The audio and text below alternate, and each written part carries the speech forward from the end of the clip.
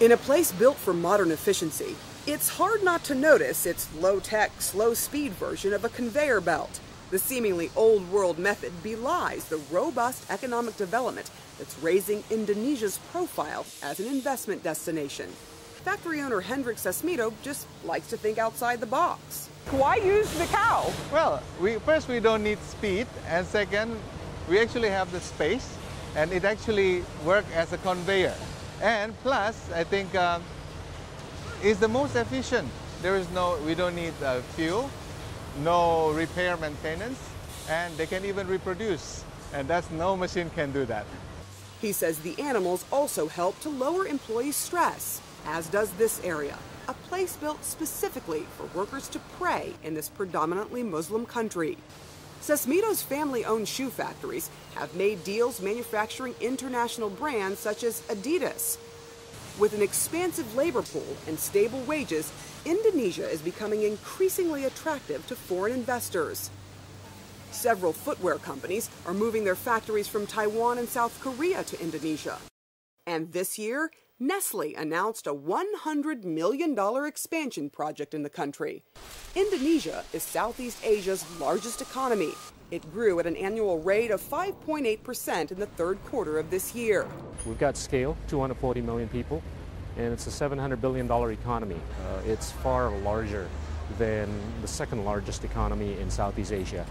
But Indonesia still faces challenges. While the country is credited with improving its labor laws, human rights groups say there needs to be better enforcement. They also maintain that wages for some are still too low. And there are other problems.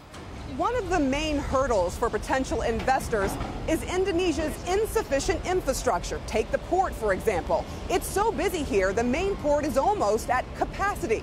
But the government is in the process of a multi-billion-dollar plan to expand it. Congested roads and power issues are another block to investment.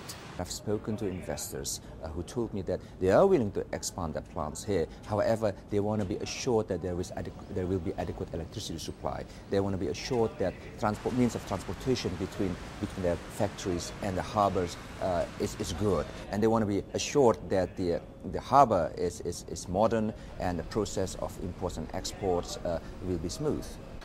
And analysts say corruption and bureaucratic red tape are still stumbling blocks.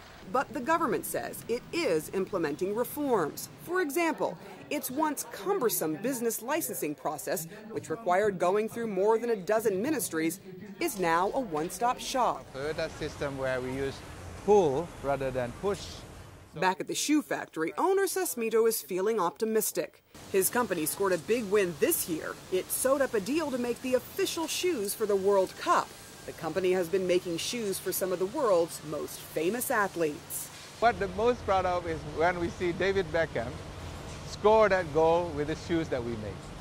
Since Indonesia is already the third largest athletic shoe producer in the world behind China and Vietnam, Sesmito is convinced that with a few more reforms and a dose of ingenuity, the country can rise to the #1 spot. Sarah Seidner, CNN, Jakarta.